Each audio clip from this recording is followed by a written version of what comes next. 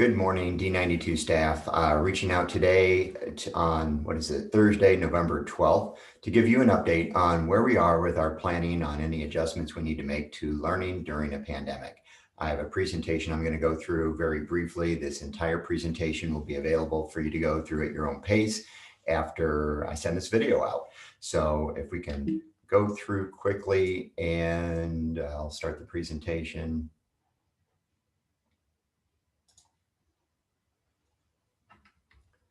And once again, I'm not going to go through all these slides. You can go through these on your own. Some of them you may have seen before. I do want to start with things that are important to us specifically as staff, and really start with this screen to remind everybody this is public information that's on our website available. And I want to go down to where we went from hybrid back into full remote, and that was the week of October 12th. And looking at the numbers that week, this is the illustration I would continue to use, that the types of numbers we are most concerned about when making decisions about going full remote or hybrid or another option that we're going to talk about will depend on what's happening with our students and our staff in our schools.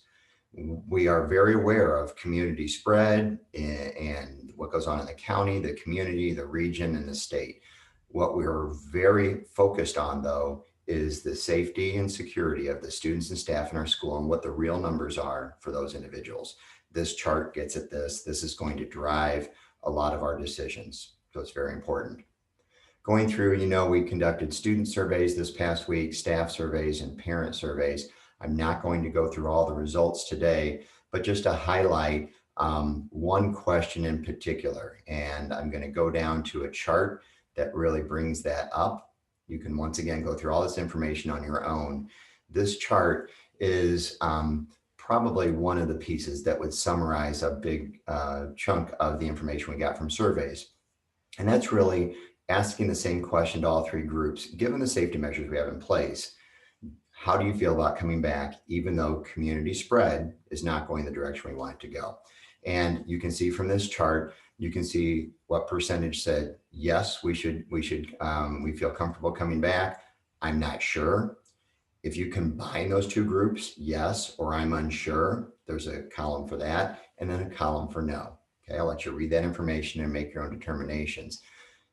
What I'm wondering is, for those unsures, what does it take to get them to a yes? How do we get that? And even the no's, maybe there's an alternative that gets them to a yes. That's what we're talking about today, is a pivot. So what we know right now is we have two models in place. We have full and remote, and we have hybrid in person. And to what we've been using so far. Now, all of this being said, we do have some students who are full remote, and they've selected that no matter what their families have. That's not who we're talking about today. We're talking about those students who have selected in person when it's available, but then we're putting them in full remote, okay? And so what we're needing is an option that lies between those two extremes, everybody in full remote or the hybrid for everyone. We're really talking about K-5. The junior high already has a model that addresses these concerns. So this is primarily early childhood through fifth grade that we're talking about. On this chart, you can just see the several meetings that we've had this week. I am doing everything I can to listen to everyone. This is not a unilateral decision. We do need decisions made, though, and time is important. There's a sense of urgency around this. Our goal is very simple and very hard to achieve. What's a safe option that addresses our current student needs, recognizes the level of community spread, and allows time to plan for it? We don't want to do things to people, tomorrow we're doing this. We want to give folks time to adjust and get ready. Okay, the model that we've been talking about, I believe this is a very viable model. It's an option.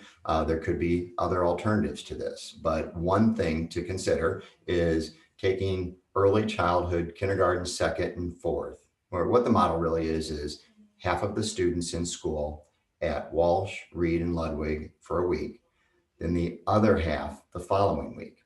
It's a flip-flop kind of a thing. And that is proposed as an interim to the extremes we have right now. What that does is a couple things. This model that you see, and I'll let you read the chart for yourself, really does give fewer students in the building, really cuts the students in half.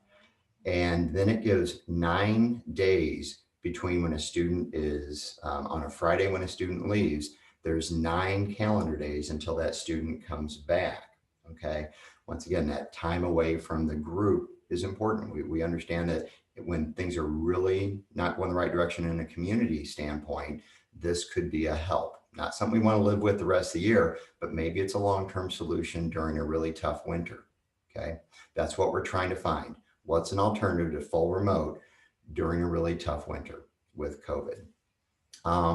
Like I said, Oak Prairie already achieves half of their students. They already achieve the 9-day break in between students being in the building through their model. Their model won't work necessarily for the elementary, but maybe we can steal some parts of it. Okay, once again, I think we've already talked about all this, except for I just want to be very clear. We need a different option. We don't need to throw away the options we have. They're good options, but we need a third, maybe a fourth option that addresses some additional needs. That's what we're after. Doing nothing, just doing full remote the way we've been doing it is not acceptable. We will not maintain that. Okay, timelines. Everybody wants to know, when are we going to go to school this way? When are we going to go to school that way? I have 2 responses to that. First of all, when we know all the models we have to use, whether there's 3 models, 4 models, when we know what levers we have to pull, then we'll make some decisions about when we use which model. So let's get the models clear first. Then we'll talk about when do we put this model in place and that model in place. Okay. Right now, I'm going to be clear. We have the only plan that's in place right now is November 30th, all K-5 students, everybody back in a hybrid in-person model. I don't know that that's realistic, but also continuing full remote is not realistic. So what's the alternative beginning possibly as early as November 30th? We'll see.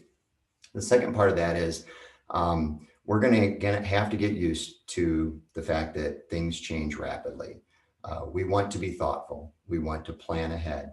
We want to make sure we're responding to needs, but it's a pandemic. So let's not kid ourselves that we're going to be 100% certain on what we're going to look like as a learning model a month from now, 2 months from now. We just keep getting better at this. We learn more and we adjust. So let's leave for that. We know in education, we change very slowly. That is not an option either right now. The pandemic does not allow us a year to plan. This has to be a pivot to needs type of mentality. Finally, there'll be an FAQ document that I'll have for everyone. My goal was to be very brief, to give you an overview, let you chew on all of this. We will continue to talk, continue to meet, to find good alternatives to meet our students' needs while maintaining safety for everyone. Thank you for all you do. Take care.